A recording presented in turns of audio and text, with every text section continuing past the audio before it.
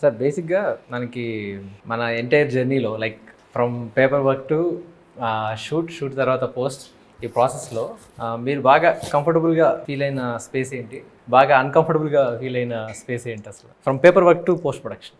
First I saw some spark డెఫినెట్గా. నువ్వు narrate చేసినప్పుడు నేను ఒకటి అనుకున్నా, ఐదర్ ఎక్స్ట్రాడినరీ ఉంటాడు లేకపోతే ఇదంతా మనల్ని బాగా చేస్తా అంటే అంటే నా నరేటివ్ స్టైల్లో ఐ ఆల్వేస్ బిలీవ్ ఏంటంటే, ఒకటి దే ఆర్ పీపుల్ కట్ చేస్తే ఇది ఫుల్ ఎక్సైట్ అయిపోద్ది చెప్తున్నప్పుడు. They are two things, either they are very connected and ఈ స్టోరీ ఇన్ లోపల నుంచి వస్తుంది, లేదు అంటే వీడిని ఎలా పట్టేయాలి. సో అలా ఉంటాయి అనమాట కొన్ని నేను నరేషన్స్లో. So I just felt that స్టార్టింగ్లో. అండ్ దెర్ ఈస్ సమ్, అంటే నేను పర్సనల్గా కూడా చూస్తాను, అంటే వాట్ ఎవర్ ఎవరైనా నేను రైటర్గా రాస్తున్నప్పుడు, ఏ డైరెక్టర్ అయినా సరే సొంతంగా స్క్రిప్ట్ రాసుకున్నప్పుడు ఏమొస్తుంది అంటే, వాళ్ళు స్వతహాగా ఉన్నప్పుడే వస్తుంది. Right, that person should be something interesting. తేడా గిడా అని పక్కన గుడ్ బ్యాడ్ అన్ని పక్కన పెడితే దే షుడ్ బి సంథింగ్. విన్నప్పుడు దెర్ ఈస్ సంథింగ్, నువ్వు టకటక మాట్లాడేస్తావు, అది యాంగ్జైటీయా అది అనుకోవచ్చు. కాకపోతే there something is not like ఇప్పుడు మనం 10 మందిని చూసామంటే, ఒక 10 మందిలో ఈ ఇతనిలో ఏదో ఉంది, అది గుడ్డా బ్యాడో తెలియదు, దట్ ఈస్ దేర్, అదైతే కనిపించింది నాకు. సో రైటర్గా రాసేటప్పుడు కూడా అలాంటి వాళ్ళు, అలాంటి కొద్దిగా రెగ్యులర్గా కనిపించే క్యారెక్టర్లు కాకుండా రాస్తారన్న ఒక ఫీలింగ్ అయితే వచ్చింది. Every director whatever whoever I work, Indraganti garu చూసారంటే, ఇంద్రగంటి గారికి భాష మీద పట్టు ఉంటుంది చూడు, that I can see in the writing. The way handles some films also, or కొద్దిగా మాట్లాడుతున్నప్పుడు ఆయన క్యారెక్టర్స్ కూడా సంథింగ్ లేదు. ఇప్పుడు సమ్మోహన్ నేను చేసిన క్యారెక్టర్ కానీ ఇప్పుడు నువ్వు చూస్తే ఇలా ఉంటారా అని జస్ట్ అలా అనిపిస్తుంది. So I could see something like that initially. And the first and foremost, దాని తర్వాత ఫస్ట్ షెడ్యూల్ అయినప్పుడు ఐ వాజ్ లైక్ రిలాక్స్. ఈ was like we're up to something అన్న ఫీల్ అయితే వచ్చింది. దానికన్నా బిఫోర్ కాన్సెప్ట్ ఒకటి చేసాం, టైటిల్ రివీలింగ్ కాన్సెప్ట్ దానిలో. అండ్ నువ్వు స్కెచెస్ వేయించి తీసుకొని వచ్చినప్పుడు, then the music from his side వచ్చినప్పుడు కాన్ఫిడెన్స్ వచ్చింది. అంటే ఐ ఆల్వేస్ బిలీవ్ ఒకటి బీట్, అంటే my theory of working is talent ఎంతైనా ఉన్నాయి, person who is doing effort ఎక్కువ పెట్టేటప్పుడు దే విల్ వాళ్ళు ఎక్కువ గెలిచేస్తారు అన్న ఫీలింగ్. టాలెంట్ ఎంతైనా ఉండొచ్చు, but end of the day నువ్వు చేయాల్సిన హార్డ్ వర్క్ చేస్తూ ఉండాలి. నాకు ఆ ఫీల్ వచ్చేది బయట నుంచి, because you always come on man ఆ టైప్లో ఉండేవాడు, ఇంగ్లీష్ అన్నపోయినా సరే. బట్ అది పైకి చూపించకుండా, that is something of interesting అనిపించింది ఈ సైడ్ నుంచి. సో బాగా అర్థం చేసుకున్నా హీరో గారు. నేను కొంచెం తేడా అని చెప్పారు యాక్చువల్లీ. అది నో, స్వతహాగా తేడా అని కాదు, ఇంట్రెస్టింగ్, ఏదో ఒక ఇంట్రెస్ట్ ఉండాలి ఇన్ రియల్లో నాకు కనిపించే ఆ డైరెక్టర్. అప్పుడు ఆ రాసే కథలు కూడా అలాగే ఉంటాయి. బట్ యాక్చువల్లీ మీరు వెరీ స్మార్ట్, మీరు నటిస్తే పెట్టేస్తారు కదా. యాక్చువల్లీ నేను అదే అబ్జర్వ్ చేస్తున్నాను. ఈ జర్నీ మీ ముందు ఎవరు యాక్ట్ చేయకూడదు, లైక్ అంటే మీ ముందు ఏదో ఇంప్రెస్ చేయడానికో, లేకపోతే మీరు ఒరిజినల్గా ఉంటే ఆడు గ్రే అయినా ఆడు బ్లాక్ అయినా మీరు okay and as a person. And ఏదో మిమ్మల్ని ఇంప్రెస్ చేయడానికి చేస్తే మాత్రం పట్టేస్తారు. అది నేను అబ్జర్వ్ చేశాను చాలా సార్లు. నేను ఫస్ట్ అండ్ ఫార్మోస్ట్ యూనిట్ సే, అంటే నాకు ఎవరైనా సరే వచ్చి ఇది ఆ పలానా సినిమాలో ఉంటుంది సార్ అన్నప్పుడు ఇంక అయిపోయింది. నాకేంటంటే పలానా సినిమాలో ఉంటుందంటే ఆల్రెడీ ఆ పలానా సినిమా ఉంది కదా, ఇంకా నువ్వు అన్న ఫీలింగ్ వస్తుంది. సో లక్కీలీ ఇంత కథమని చెప్పి you never set those words. You're not comparing yourself. In case you set this like a Pushpa, or in case you set some other film అంటే అక్కడే ఇంటెన్షన్ గా కూడా అది లేదు కాబట్టి చెప్పలేదు నేను.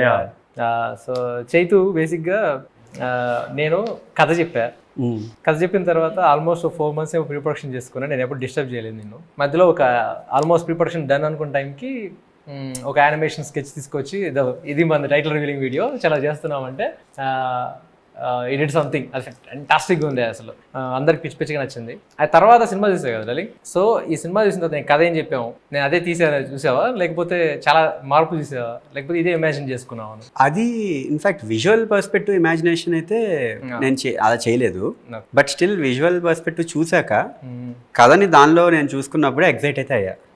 ఎగ్జైట్ అవడంతో పాటు ఏదైతే థీమ్ మనం క్రాక్ చేసామో ఫస్ట్ గ్లింప్స్ మోషన్ పోస్టర్కి, దాన్ని ఇన్కాపరేట్ చేయడానికి అయితే ఛాలెంజెస్ చాలా ఫేస్ చేశాను.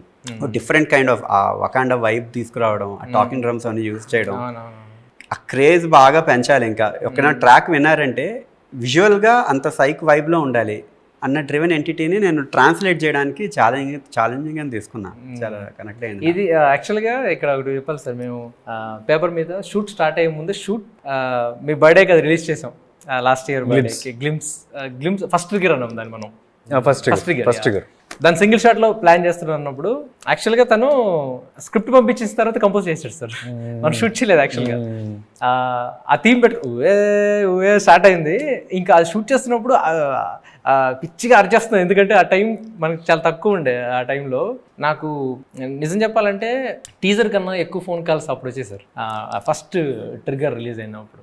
ఏంటి ఇంత పెద్ద స్పేస్లో చేస్తున్నారు అంటే అందులో అది ఏ స్పేస్ చూపించారో నాకు నిజంగా, మనం చాలా చిన్నగా ప్లాన్ చేసాం అది, బట్ బయట నుంచి చాలా మంచి ఫీడ్బ్యాక్ వచ్చింది దాని తర్వాత. So coming to first song అయిపోయిన తర్వాత మీ ఫీలింగ్ ఏంటి సార్? ఫస్ట్ సాంగ్ నేను మీకు పంపించాను, హరోం హరా సాంగ్. మీ ఫీలింగ్ ఏంటి అసలు అప్పుడు ఫస్ట్ ఎలా విన్నారు? ఐ వాజ్ లైక్, అంటే they are very few songs ఇన్స్టెంట్గా I'm just trying to recollect first ఏ టైంలో విన్నానని గుర్తించుకున్నాను. But overall right now I'm overwhelmed with the response కానీ ద ఫీల్ ఆఫ్ ఇట్. అంటే నాకు మోర్ దెన్ ద సాంగ్ చాలా వినడానికి వేరే రకరకాల సాంగ్లు బాగుంటాయి. అంటే I can see it's in sync with the film. అంటే నువ్వు ఒక అథెంటిసిటీ తీసుకొచ్చావు డైలాగ్స్లో కానీ, మనం దేవుడు కొద్దిగా రిఫరెన్సెస్ ఉంటాయి. అట్లాంటి ఫెస్టివల్స్ ఏమైనా చేసేప్పుడు there is a very good sync. అంటే ఫర్ మీ ఫస్ట్ ఇదే కదా సాంగ్ వచ్చింది. అవునా? అంటే I can see the visuals, వేరే వరల్డ్ కనిపిస్తుంది.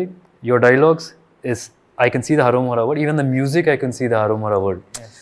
Everything are complementing, everybody are in one sync అనిపించింది. సో బేసికలీ సాంగ్స్ బాగున్నాయి, but basically what I liked is everybody and saying that then I got more confidence on the final output of the film. యాక్చువల్గా నాకు ఇంకోటి ఏంటంటే sir, మీకు అనిపించలేదా సినిమాలో ఏది సపరేట్ సాంగ్లో లేదే, అన్ని సినిమా కథలోనే వెళ్తున్నాయి. ఈ కైండ్ ఆఫ్ మేకింగ్లో కమర్షియల్ సినిమాలు చాలా తక్కువ ఉంటాయి. కమర్షియల్ సినిమాలో అంటే ఒక సాంగ్ కట్ చేస్తే ఒక పాట వెళ్తుంది.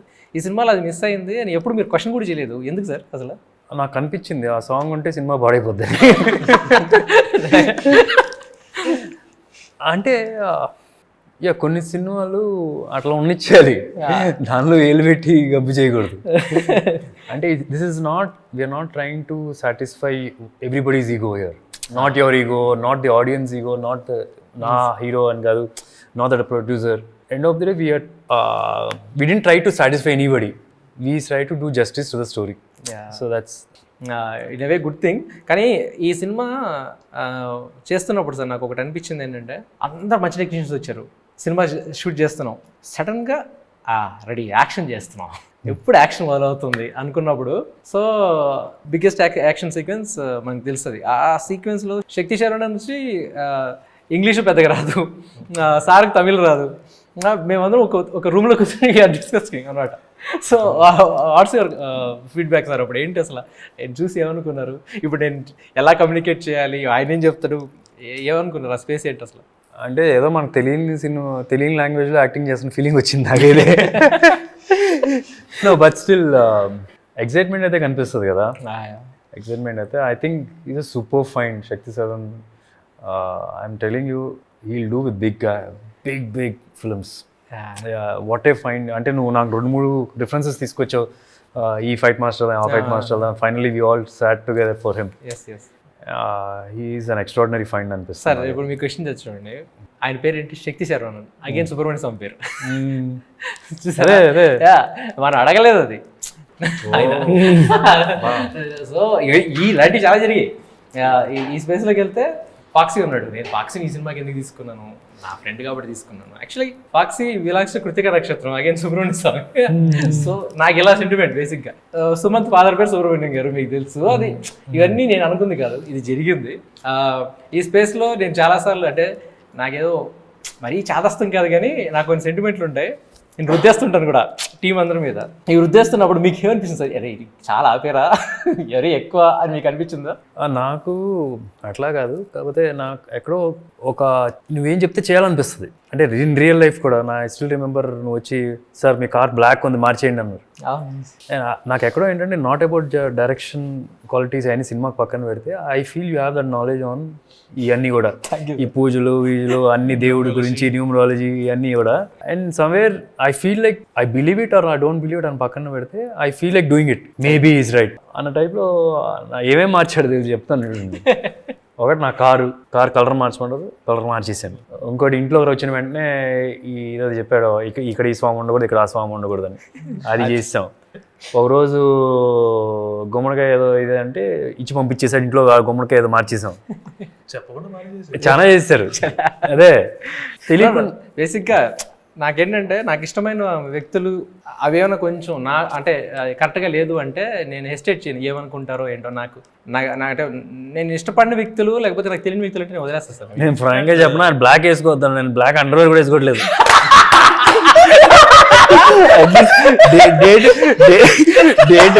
డేట్ అనౌన్స్ అయిన దగ్గర బ్లాక్ సార్ యాక్చువల్గా అది చేంజ్ తీసుకొస్తుంది పక్క. అంటే నాకు బూట్ల వరకు మాత్రం బ్లాక్ వేసి, ఎందుకంటే మన కార్ టైర్లు అయితే బ్లాకే కదా, చిన్న ఇది తీసేసుకున్నా. ఓకే అవి పర్లేదు సార్. అంటే కాకపోతే ఇప్పుడు చూడండి, ఆ కార్ మార్చిన తర్వాత కూడా లిటరల్ గా ఏంటంటే మన యాక్షన్ సీక్వెన్స్ అన్ని ఆ కార్ కలర్ మార్చిన తర్వాత జరిగాయి, అన్నీ అనుకున్నట్టు జరిగాయి లిటరల్ గా. ఇక్కడ కాంప్రమైజ్ కూడా అవ్వలేదు లిటరల్ గా. బ్యాట్మ్యాన్ లోగో ఉన్న ఓన్లీ వైట్ కార్ నాకు తెలిసి ప్రపంచంలో సుధీర్ గారు.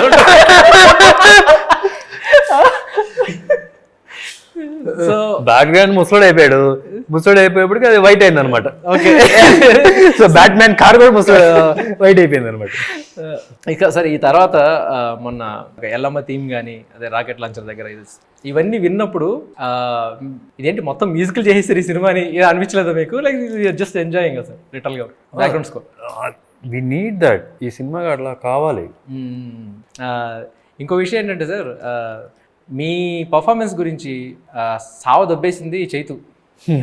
మామూలుగా లేదు. వేరే మీ ఎప్పుడు అంటే మనకి ఏంటంటే మన దగ్గర వచ్చే టాపిక్ వేరే వస్తుంది కదా సార్. నేను ఇది రాగానే మ్యూజిక్ వినిపించేసి ఎగ్జైట్మెంట్లో చెప్పడం మర్చిపోతున్నాను. ఇప్పుడు నీ మాటలో చెప్పు చైతు. చెప్పాలంటే మీరు స్టోరీ చెప్పినప్పుడు అది విజువల్గా కనబడినప్పుడు అసలు లార్జర్ దెన్ లైఫ్ ఇంపాక్ట్ అనేది క్రియేట్ అవ్వాలి అంటే స్క్రీన్ ప్రెజెన్స్లో ఎవరైతే హీరో చేస్తున్నారో అది డెఫినెట్లీ పోస్ట్ ప్రొడక్షన్లో ఉన్న ప్రతి ఎలిమెంట్. అఫ్కోర్స్ ఇప్పుడు మళ్ళీ డబ్బింగ్కి వస్తే జనరల్గా డైలాగ్స్ ఎవరికి వాళ్ళే చెప్తారు, బట్ మ్యూజిక్ వస్తే అది ఎక్స్పీరియన్స్. ఎప్పుడైనా మనం ఇప్పుడు హీరోని ఇలా చూస్తున్నాము అన్నప్పుడే హీరోనే ఒక characterization, powerful characterization, larger than life impact characterization, అది రిజిస్టర్ ఎప్పుడైతే అవుతుందో మనలో తెలియకుండా ఆరా ఒకటి క్రియేట్ అయిపోతుందని నేను నమ్ముతా ఇప్పుడు జనరల్గా. ఎందుకంటే మనకు విజువల్గా ఏం కనబడుతుందో అదే జీవితం స్టోరీలో. అంటే అసలు నేనైతే అసలు చాలా షాక్ అయిపోయాను సుధీర్ బాబు గారు, అసలు నిజంగా చెప్తున్నా. ఇది డైరెక్ట్ చెప్పాలని క్వశ్చన్ అడిగాను, ఎందుకంటే నాకు చెప్తున్నావు, నేను తీసుకెళ్ళట్లేదు అక్కడ దాకా. నేను అసలు విజువల్ చూస్తున్నప్పుడు అయితే అసలు చాలా షాకింగ్ థింగ్. అంటే నా మైండ్లో ఎన్ని మల్టిపుల్ పర్సనాలిటీస్ గ్రో అయ్యాయి అంటే ఒక ఫ్రేమ్లో మీరు కనబడుతున్న ఒక ఫ్రేమ్లో నేను ఆలోచించే డ్రివెన్గా కోర్ ఇంటెన్స్ అగ్రెషన్ ఉంది, and at the same time responsibility కనబడుతోంది. అండ్ చేయడానికి ఒక కొత్త ఇన్స్ట్రుమెంట్ వాడడానికి కూడా నా మైండ్లో జనరల్గా స్పాంటేనియస్గానే ఏ కంపోజర్ అయినా ప్రాపర్గా థీమ్ కుదరాలి అంటే స్పాంటేనియస్గానే ఐడియాస్ రావాలంటే కంపోజిషన్ అంటే ముందే ఊహించుకుంటాం కాబట్టి మేబీ మ్యూజిక్ కంపోజర్ కొన్ని కన్సీవ్ చేసుకుని ఫిగర్ అవుట్ చేయగలుగుతారు. బట్ విజువల్గా స్కోర్ అంటే డామ్ షూర్గా మీ ప్రెజెన్స్ అనేది నాకు చాలా చాలా ఇంపార్టెంట్ రోల్ ప్లే చేస్తుంది. సార్ ఇక్కడ ఒక విషయం చెప్పాలంటే, సరే ఇది ట్రైలర్లో కూడా షార్ట్ ఉంది కాబట్టి I don't hesitate to admit this. అదేంటంటే ఆఫ్టర్ సీన్ ఆ సిగరెట్ స్వాగ్ ఇలా టర్న్ అవుతారు. మీరు టర్న్ అయిన తర్వాత తను ఎంత ఆలోచించాడంటే ఒక బీజియం, ఓకే అఫ్ కోర్స్ ఒక దెర్ ఇస్ ఎ మెలడీ, శిఖరో శర శరవర్ణర్చన శరవరభం హరోం హర, ఇది వచ్చింది. లేదు ఇదేంటంటే మల్టిపుల్ థాట్స్ వస్తాయి ఈ క్యారెక్టర్ ఇలా చూసినప్పుడు. సుధీర్ గారిని చూడు, ఇప్పుడు ఈ క్యారెక్టర్ని ఆడియన్ ఒకలా చూస్తున్నాడు, అక్కడున్న క్యారెక్టర్స్ ఇంకోలా చూస్తున్నాడు. అసలు ఇవన్నీ కాదు, పైన దేవుడు ఇంకోలా చూస్తున్నాడు. సో ఇన్ని చేసి దాని కాంప్లిమెంటింగ్ ఇంకొక కోరస్ యాడ్ చేసాం, సబ్ మెలడీ యాడ్ చేసాం. అదేంటిది గిరిజపతే సదాశివ అంటే ఎగిసిపడే ప్రాణం తమరిదే అంటే ఏంటంటే శివుడికి చెప్తున్నాడు. శివుడికి ఏమంటే నువ్వు ఎక్కువ ఆలోచించుకో, నీ కొడుకే, సో నువ్వు భరించాలంతే అయింది నేను. అంటే ఆయనలో ఉన్న విద్వాంసాన్ని అన్నీ ఒకే సిచ్యువేషన్లో చూపించడం అనేది సార్ మ్యూజికల్గా చెప్తున్నాను కదా. ఇవన్నిటికీ ఇంత ఆలోచించాడు తను, దానికి కారణం మీ పర్ఫార్మెన్స్ అని చెప్పాడు. ఇది అది మీకు బయటకు జనాలకు తెలియాలని చెప్పి నేను ఈ క్వశ్చన్ అడిగాను లిటరల్ గా. సో షార్ట్ గా అసలు చెప్పగలుగుతా మీ పర్ఫార్మెన్స్ సీరియస్లీ చాలా పెద్ద లీడ్. సో లిటరల్ గా నేను చాలా ఎంజాయ్ చేశాను ఈ ప్రాసెస్. ఒక మ్యూజిక్ ప్రాసెస్ నేను చాలా ఎంజాయ్ చేశాను. నేను తనకు కూడా చాలా సార్లు చెప్పాను. ఫ్రాంక్లీ నాకు that is the easiest part in the entire film. Just అంటే నాకు లక్కీగా I don't know from where I got this also. Walking లో నాకు న్యాచురల్ గా నాకు అది వచ్చింది. నువ్వు కూడా నోటీస్ చేసా ఇంతకు ముందు. నాకు అన్నిటికన్నా టఫ్ అనిపించింది నువ్వు అక్కడ వంట వండేటప్పుడు తినేది అవన్నీ నాకు చాలా బాగున్నాయి. నేను అదే చెప్పాను మీకు చాలా. So that was tough. Both we have achieve. That was tough. And లక్కీగా ఏంటంటే some times you know you should be your natural self ఉంది కదా, అది వచ్చింది కొద్దిగా ఆ క్యారెక్టర్కి. దట్ ఆల్సో హెల్ప్ అనుకుంటున్నా. నేను చాలాసార్లు నేను ఫాక్సీకి కూడా చెప్పాను, మన డిఓపికి చెప్పింది ఏంటంటే బేసిక్గా ఏంటంటే మేము పెద్దగా అదిరిపోయిన షాట్ సూపర్ ఇలా క్లాప్స్ కొనే టైప్ కూడా కాదు.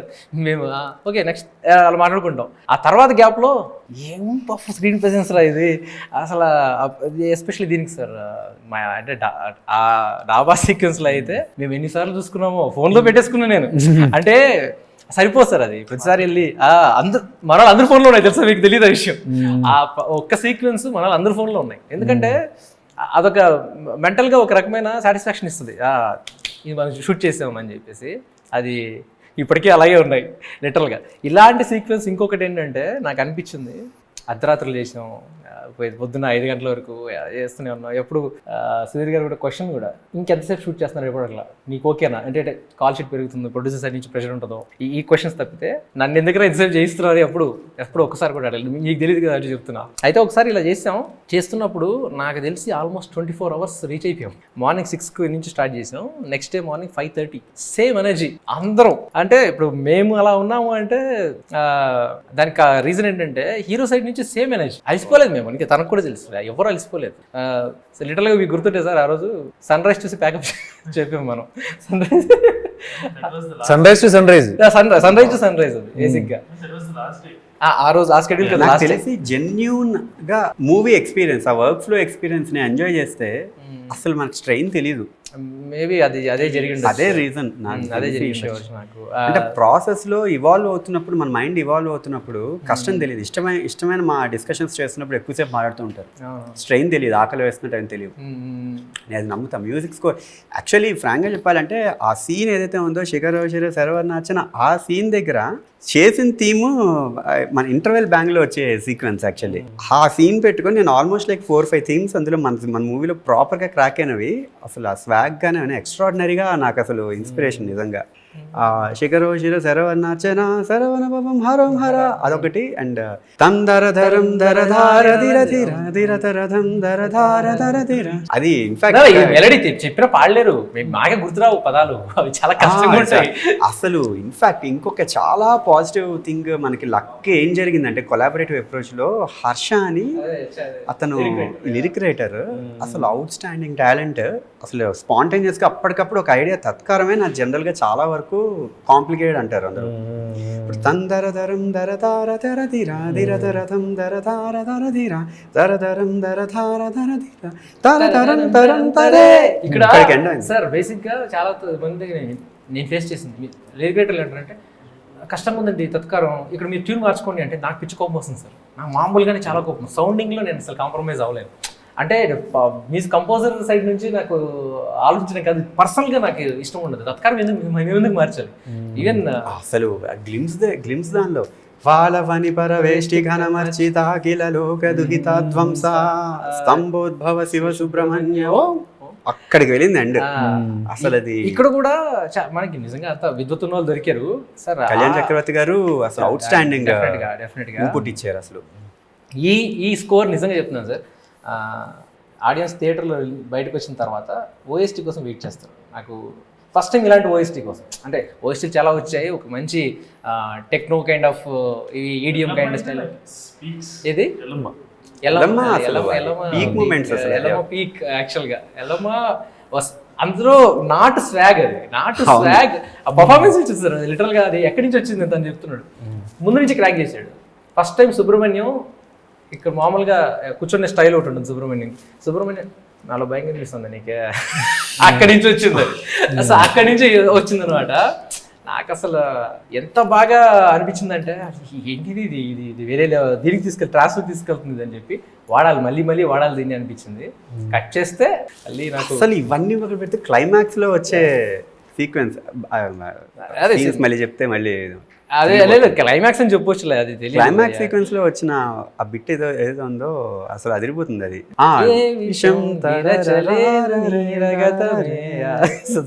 సారీ ఏదో మనం ఇంట్లో మాట్లాడుకున్నాం. Sorry, let's finish the interview. Sorry, okay. ఇంకా అడగడానికి ఏం లేదు. నాకు తెలిసి ఈ June 2024లో June 14th వచ్చే మన సినిమా సమ్మర్లోనే ద బెస్ట్ ఫిల్మ్గా బయటకు వెళ్తుందని నా నమ్మకం.